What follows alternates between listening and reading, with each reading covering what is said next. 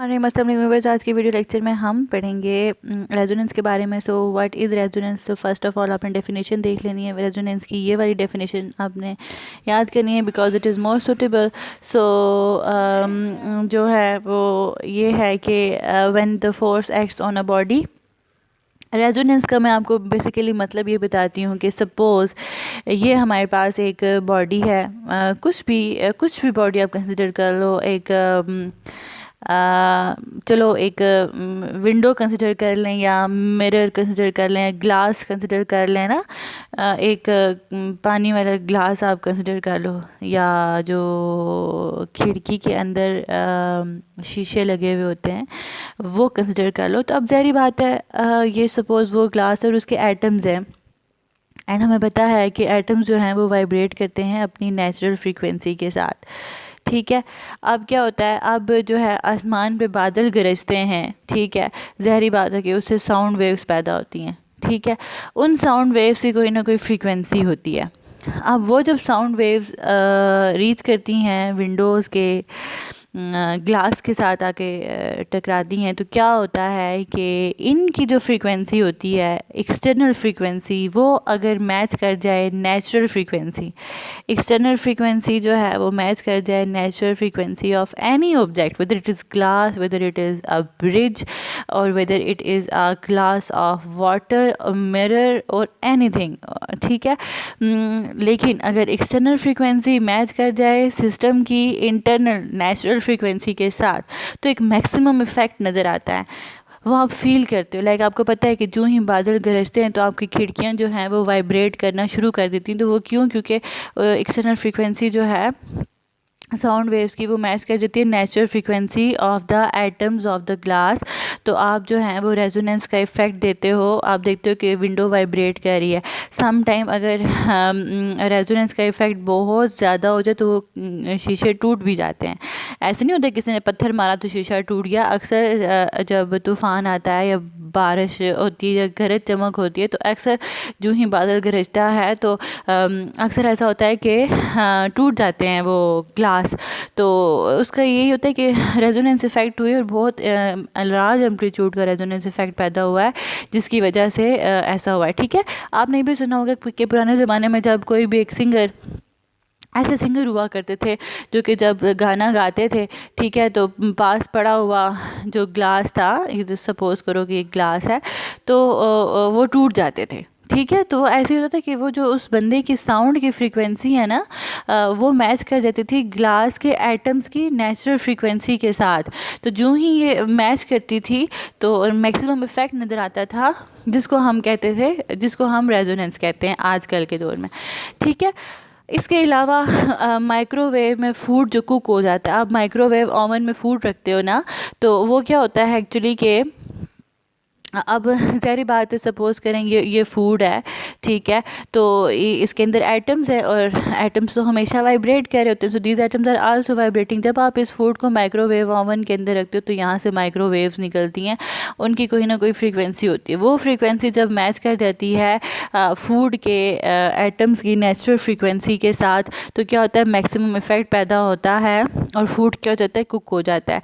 या अभी भी कह सकते हो कि एटम बहुत तेज़ी से वाइब्रेट करना शुरू कर देते हैं, जिसकी वजह से वो जो उसके अंदर फूड के अंदर हीट पैदा होती है, और वो ज़ाहिर बात है वाटर है, वो हीट अप करता है फूड को, और वो वाटर खुश्क हो जाता है, उड़ जाता है, बॉयल हो जाता है, एवापोरेट हो जाता है। तो दिस इज़ कॉल्ड रेजोनेंस। ठीक है, तो इसके अलावा आप लैब्स में भी एक्सपेरिमेंट करते हो कि आपके पास एक ट्यूब होती है, ठीक है, एक रेजोनेंस ट्यूब जिसमें पानी आपने भरा हुआ होता है, ठीक है, तो आप इसके ऊपर जो है वो एक ट्यूनिंग फोर्क को वाइब्रेट करते हैं।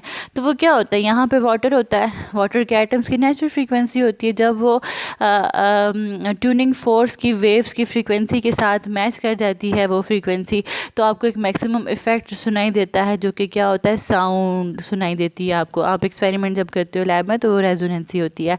ठीक है, तो ये सारी चीज़ें हैं। सो आपने ये डेफिनेशन याद करनी है।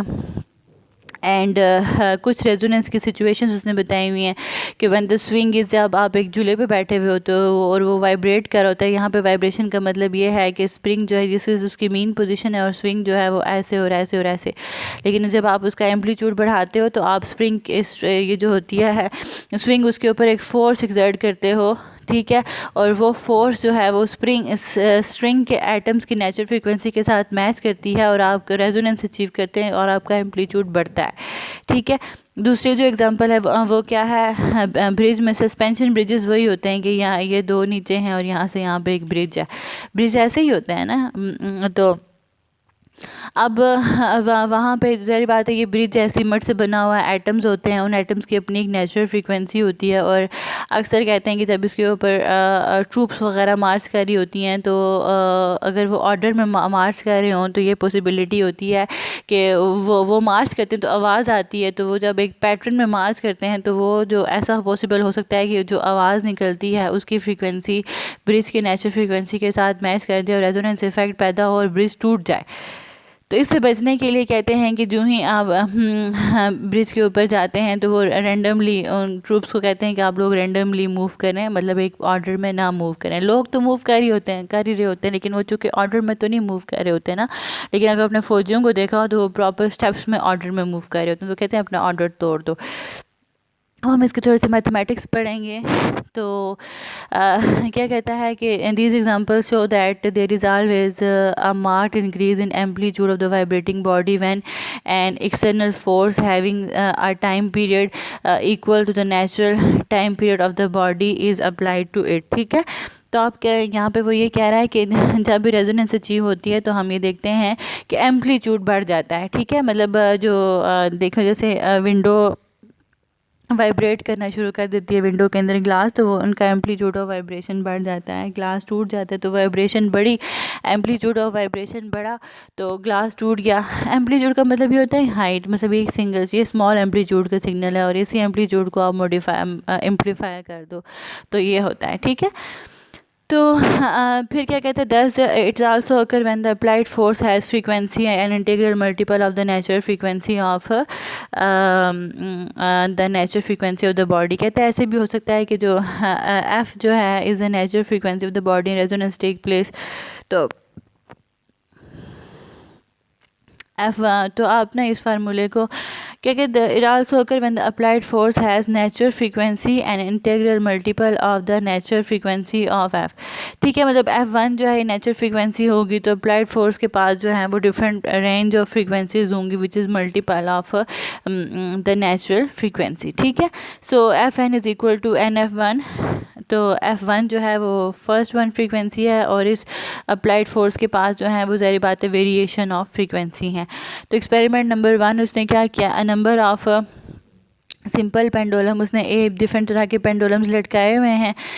The string stretch in between two hooks, ठीक है, दो हुक्स के दरमियान में स्ट्रिंग को जो है वो स्ट्रेच किया गया है। Length A B are same equal to L and C D, जो कि तो ये आप देख सकती हो ए और बी सेम लेंथ की हैं, सी और डी सेम लेंथ की हैं, ठीक है। सो टाइम पीरियड हमारे पास ये, if the length E is equal to length of A and B, E की लेंथ इक्वल हो जाए length of A and B, मतलब इसको ऊपर एल पॉइंट पे लेके आ जाओ।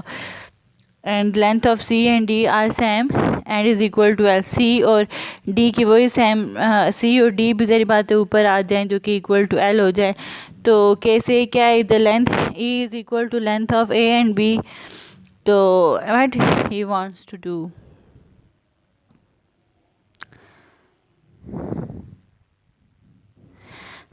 इसको छोड़ें, आपने बस एग्जांपल्स देनी है ना रेजोनेंस की। तो this is the most difficult example of resonance, इसको आप छोड़ दो। मतलब बहुत अच्छी अच्छी एग्जांपल, इसको छोड़ दें।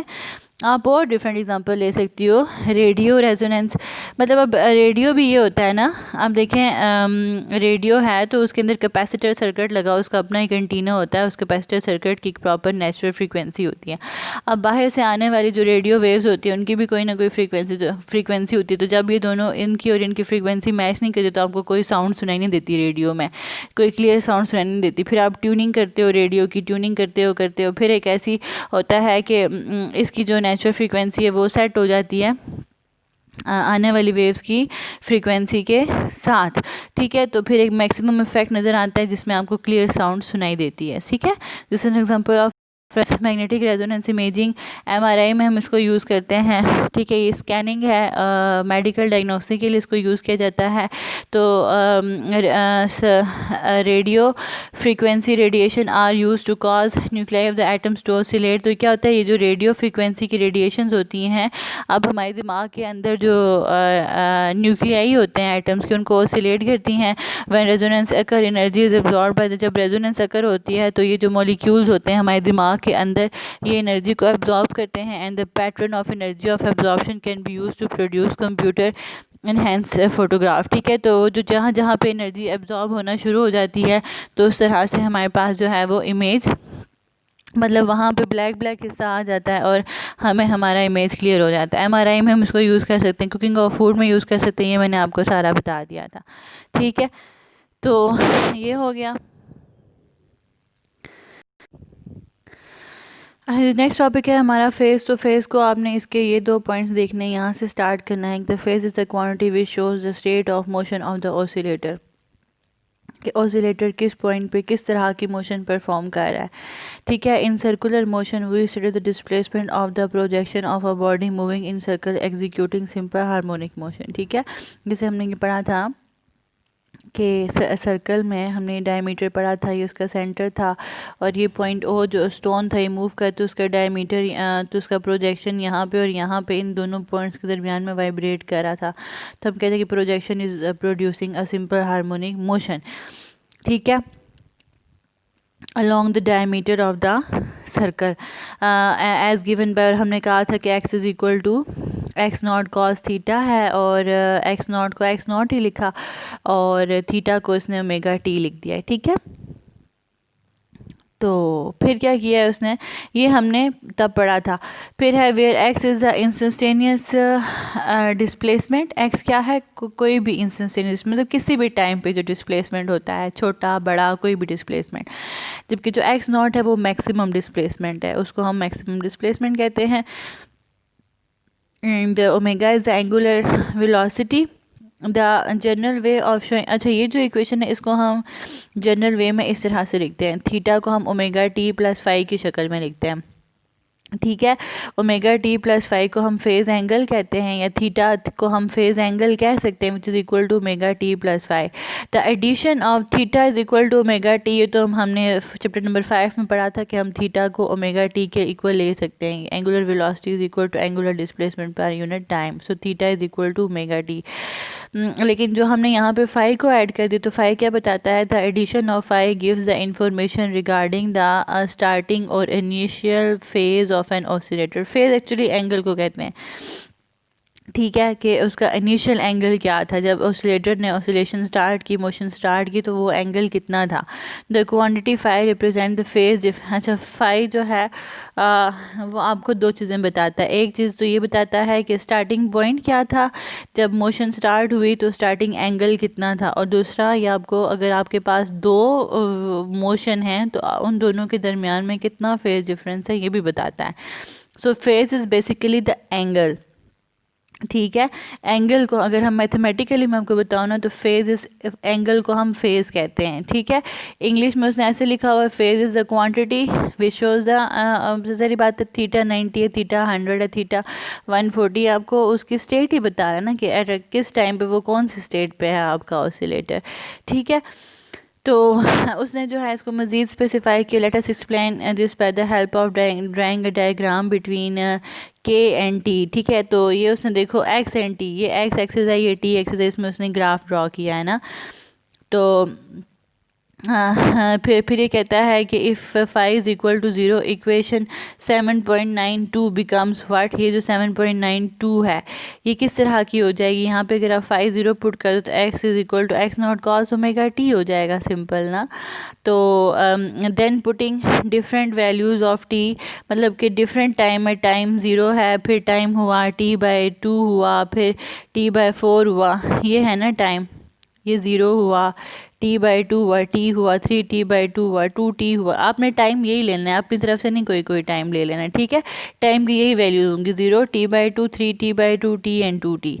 ठीक है, मतलब कि आपने हाफ टाइम का इजाफा कर, t/2 में t/2 ऐड कर दो तो t आ जाएगा, t में t/2 ऐड कर दो 3t/2 आ जाएगा, 3t/2 में t/2 ऐड कर दो 2t आ जाएगा। सो आपने टाइम को ऐसे ही लेना है। तो अच्छा, फिर हाँ, कहता है कि टाइम की आपने ये वाली वैल्यूज़ पुट करनी है, ठीक है। और केस 2 में क्या कहता है, हाँ, कि अगर आप थीटा फाई को 90 ले लो, ठीक है, मतलब कि एंगल जो है वो 0 की बजाय 90 है, तो आप फिर x is equal x cos of omega t plus 90 लिखोगे। Putting different values of t we get the graph as shown in figure 7.17। 7.17 ये वाला है ना, 7.14 एक्चुअली। तो अगर आप थीटा को 90 पुट करोगे तो आपके पास सिंपल हार्मोनिक मोशन की वेव फॉर्म होती है, ये अभी आपने याद रखना है, ठीक है। तो ये डिफरेंट टाइम की वैल्यू जब पुट करोगे तो आपके पास x is equal to x naught cos omega, ये एक इक्वेशन है, इस इक्वेशन का प्लॉट बनता है पूरा, ठीक है। तो ये जो स्मॉल t है, इसकी डिफरेंट वैल्यूज पुट करने से आपके पास इस तरह का ग्राफ बन, आपको नहीं है ज़रूरत कि आप यहाँ से ये वाला ग्राफ नहीं, आप बस याद रखोगे 90 पुट करोगे तो ये वाला ग्राफ आएगा। 0 पुट करोगे, देखो ना cos 0 क्या होता है, cos 0 हमारे पास क्या होता है 1 के इक्वल होता है, ये हमें कैलकुलेटर बताता है। cos 0 1 के इक्वल, तो ये ग्राफ 0 से तो नहीं ना स्टार्ट होगा, ये ग्राफ 1 से स्टार्ट होगा। फिर आपने 90 पुट किया है तो cos 90 हमारे पास क्या होता है 0 के इक्वल होता है, सो यहाँ 0 से ये स्टार्ट होगा। और फिर अगर आप 180 पुट कर दोगे थर्ड में इन फेज, तो कंपेयरिंग कर्व्स ऑफ 7.16 7.17, मतलब इन दोनों के कर्व अगर आप देखो तो क्या नज़र आता है आपके पास, the curve in figure 7.16 leads in phase and curve by 90। तो आप देखो ना, ये वाला जो कर्व है ये पहले स्टार्ट हो जाता है, मतलब ये 91 से स्टार्ट होता है और ये 0 से स्टार्ट होता है। तो हम कह सकते हैं कि ये वाला जो वेव फॉर्म है, ये इस वेव फॉर्म को लीड कर रही है at the angle of 90 by the phase of 90, ठीक है। cos 0 तो आपके पास 1 होता है, लेकिन हमने ये नहीं कहना कि ये वाली वेव इस वेव को लीड कर रही है बाय द 1, नहीं, ये आपने इसके एंगल से बात करनी है, क्योंकि ये आपने इसको 0 से स्टार्ट किया था, इसको आपने 90 से स्टार्ट किया, सो ये वेव इसको लीड कर रही है बाय द एंगल ऑफ 90। और फिर कंपेयरिंग, ये तो हो गया। फिर कहते हैं अगर आप थीटा को क्या पुट कर देते हो 180 पुट कर देते हो तो ये ग्राफ जो है वो नीचे से स्टार्ट हो जाएगा, यहाँ से, ये वाला ऑब्वियस नहीं है, ये यहाँ से स्टार्ट हो रहा है नीचे से, ये इसका 0 है ना, तो यहाँ नीचे से स्टार्ट हो रहा है। सो ये अबाउट ऑफ फेज होगी है, ठीक है। कंपेयरिंग 7.13 एंड 7.14, अगर आप इन दोनों को कंपेयर करो तो नहीं, इसको और इसको कंपेयर करो। The displacement of the oscillation reaches the maximum position x naught, where as the same instant other oscillation reaches the negative, thus the two oscillation are said to be out of phase. एक minute, इसका इसने कैसे graph draw किया है,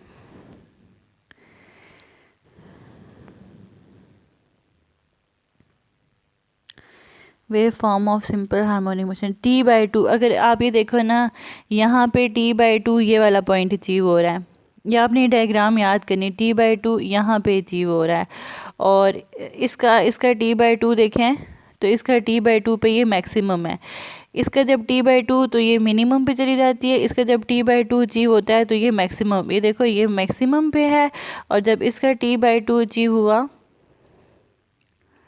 तो अभी ऐसे आगे नहीं हो रहा, ये मैक्सिमम है। और देखना जब उस थर्ड वाली फिगर का t/2 अचीव होगा तो वो मिनिमम पॉइंट पे होगी, ये देखो इधर है। तो जब एक वेव मैक्सिमम पे हो और दूसरी वेव मिनिमम पे हो तो हम कहते हैं ये दो वेव्स आउट ऑफ फेज़ हैं। बस आपने ये याद रखना है, ठीक है। फेज़ का एक्चुअली मतलब ये होता है एंगल, और जो उसने डिफरेंट तरह की वेव्स आपको एक्स और टी के दरमियान में बना के दी हैं। अगर मैं इसको और इसको एक साथ ड्रॉ करूँ तो एक वेव जो है वो इस तरह से है, और जो दूसरी वेव है वो किस तरह से है, वो इस तरह से है कुछ। तो हम कह सकते हैं कि ये वाली वेव इस वेव को लीड कर रही है 90 एंगल से, ठीक है। और जो दूसरी वाली, अगर मैं इसको और इसको कंपेयर करूं लास्ट टू को कंपेयर करूँ अगर मैं, तो ये इस तरह से, मतलब ऐसे तो मैं ड्रॉ नहीं कर सकती। यहाँ पे इसका T/2 पॉइंट है, और जो दूसरी वेव है वो T/2, मतलब कि ये वाला जो है ना, ये T/2 है ना, ये T/2 पॉइंट पे जो ये वाली वेव है उसकी मैक्सिमम वैल्यू आ रही है, लेकिन दूसरी वेव T/2 पॉइंट पे उसका ज़ीरो एम्पलीट्यूड आ रहा है। तो फिर इस तरह की वेव्स को ना हम कहते हैं कि ये वेव्स आउट ऑफ फेज़ हैं। ठीक है, मतलब अगर मैं आउट ऑफ फेज़ आपको समझाऊं तो ऐसे होता है, मतलब एक वेव ऐसे है और दूसरी वेव ऐसे है, these two waves are out of phase. तो ये है सारी बातें फेज़ के बारे में। फिर है हमारा जो लास्ट टॉपिक है वो है डैम्ड ऑसिलेशन। तो डैम जैसे कि नाम से जाहिर है कि डैम का मतलब होता है कि decrease in amplitude of oscillation. Such oscillation in which amplitude remains same with time is called undamped oscillation. हम तो डैम के बारे में पढ़ रहे हैं। तो डैम्ड ऑसिलेशन, यहाँ से इसको छोड़ें आप, ये पहला वाला आपने यहाँ से स्टार्ट करना है। Oscillation in which amplitude decreases steadily with time is called damped oscillation. Oscillation are damped when they change by some opposite force. Oscillation क्यों डैम्प होती हैं? जब आप किसी ऑब्जेक्ट के ऊपर ऑपोजिट डायरेक्शन में फोर्स लगाते हो। डैम्प का मतलब होता है डिक्रीज होना। It is common observation that ज़ाहिर बात है, कोई भी ऑब्जेक्ट अगर आपके पास एक स्विंग है, आप उसको जो है वो ज़ोर से पुश करते हो तो वो शुरू में तो हाई एम्पलीट्यूड पे जाता है, फिर कुछ टाइम गुजरने के बाद अगर आप फोर्स अप्लाई ना करो तो वो उसकी जो ऑसिलेशन है वो आहिस्ता आहिस्ता कम एम्पलीट्यूड की होती है, होते रुक जाती हैं, क्योंकि उसके जो स्विंग होता है उसके ऊपर फोर्सेस लग रही होती हैं ना। एयर ड्रैग फोर्स उसके ऊपर लग रही होती है, रेजिस्टेंस फोर्स लग रही होती है, जिसकी वजह से वो आहिस्ता आहिस्ता करके स्लो हो जाता है। तो ये होता है। ठीक है, तो it is common observation that amplitude of oscillating simple pendulum decreases gradually with time, और फिर आहिस्ता आहिस्ता करके एम्पलीट्यूड ज़ीरो हो जाता है। तो ये उसको उसने ना, ये तो उसने अनडैम्ड ऑसिलेशन, देखें इसमें एम्पलीट्यूड कांस्टेंट है, लेकिन इस फिगर में एम्पलीट्यूड जो है वो पहले ये था, फिर ये है, फिर ये है, फिर ये, और फिर बिल्कुल ख़त्म हो गया। तो this is the explanation of damped oscillation, this is undamped. A TV tuner is change by varying a setting tuner. Examples क्या होती हैं? Touching and oscillating tuning fork with your, आपने अगर ट्यूनिंग फोर्क देखा हो तो ट्यूनिंग फोर्क अगर आप ज़ोर से स्ट्रक करो तो शुरू में उसकी जो विंग्स होते हैं वो वाइब्रेट करते हैं, लेकिन स्लोली स्लोली उनकी वाइब्रेशन कम हो जाती है और वो रुक जाते हैं, जस्ट लाइक स्विंग। दूसरे एग्जांपल क्या है? The oscillator of an electrical, ये तो एक इलेक्ट्रॉनिक इक्विपमेंट है जिसमें ऑसिलेटर यूज़ होते हैं। तो ये है। ठीक है, TV tuner is change by varying the setting of the tuner. ठीक है, बस आप ये ऑसिलेटर की पहली वाली दे दो कि oscillator is an electrical oscillator, और टीवी ट्यूनर में उसको यूज़ किया जाता है, और उसकी जो एम्पलीट्यूड है वो चेंज होता है by varying the setting of tuner. बस इस सेकंड पॉइंट को आप छोड़ दें। थर्ड वाले को देखें कि but in practical life we observe daily some dissipating forces. वो फोर्सेस होती हैं जो कि इफ़ेक्ट को कम कर रही होती हैं, लाइक रेजिस्टेंस फोर्स एक डेसिपेटिव फोर्स है। Are acting on this system, like जब एक स्विंग वाइब्रेट करता है तो उसके ऊपर एयर ड्रैग फोर्स एक्ट करती है, जो कि डेसिपेटिव फोर्स है। ठीक है, oscillation do die out with time use unless energy is continuously supply to the system. अगर आप इस बात को अगर आप पीछे से अगेन स्विंग को मूव करते रहोगे तो वो उसी एम्पलीट्यूड से मूव करता रहेगा, लेकिन अगर आपने एनर्जी सप्लाई करना बंद कर दिया, स्प्रिंग को पुश करना बंद कर दिया, तो वो स्लोली स्लोली उसका एम्पलीट्यूड कम होता होता ज़ीरो हो जाएगा। ठीक है, सो ये वो बात कर रहा है। To keep swing continuously oscillating the swing must be given small push on the right. ठीक है, the process by which energy of oscillating system is dissipated is called damping. Dissipated का मतलब होता है खर्च हो जाना, डिक्रीज हो जाना। तो कि बता रहा है कि क्यों डैम्प होती हैं oscillation, because of the friction effects. Friction effects कौन से होते हैं? The motion of an any large system is the compare. कोई भी सिस्टम, अगर एक एरोप्लेन मूव करे, अगर एक स्विंग मूव करे, तो उसके ऊपर अगर एक इंसान जो है वो स्विमिंग कर रहा है तो उसके ऊपर भी फ्रिक्शन फोर्सेज एक्ट करती हैं, और the energy of a damped oscillating system decreases due to the work done against the friction. अब यहाँ पे जो देखो इतनी हाई एनर्जी है, तो ये एनर्जी आहिस्ता आहिस्ता कम होगी। एनर्जी मीन्स एम्पलीट्यूड कम होता गया, क्योंकि कुछ एनर्जी जो है वो सिस्टम की डिसिपेटिव फोर्सेस के खिलाफ वर्क डन करने में डिसिपेट हो रही है। ठीक है, In practice, amplitude of this motion gradually becomes smaller and smaller because of the friction. ये सारी बातें होगी। अच्छा, ये एप्लीकेशन है इसकी, डैम्प्ड ऑसिलेशन की एप्लीकेशन कहाँ कहाँ पे? एक्चुअली गाड़ियों में एक लगा हुआ होता है, इसे क्या कहते हैं, an application of damped oscillation shock absorber. जैसे कि इसके नाम से ही जाहिर है कि अगर एक गाड़ी जो है वो किसी उसके अंदर वाइब्रेशन को कम करने के लिए, सारी बात है, अगर गाड़ी किसी खड्डे वाली जगह पे जा रही है या अनइवन रोड पे वो जा रही है, तो अगर उस गाड़ी के अंदर शॉक एब्जॉर्बर लगे हुए हों तो वो गाड़ी इतनी ज़्यादा उछलेगी नहीं, इतनी ज़्यादा उसके अंदर वाइब्रेशन नहीं होगी। अक्सर आपने देखा होगा कि जो पुरानी गाड़ियाँ होती हैं उनमें अगर बैठो तो अगर वो पुराने कच्चे रास्तों से गुजरना शुरू हो जाए या सिंपल सीधी रोड पे भी जा रहे तो उसमें बहुत वाइब्रेशन, क्योंकि उसके अंदर शॉक एब्जॉर्बर या तो होते नहीं, अगर हों भी तो वो फेल हो चुके होते हैं।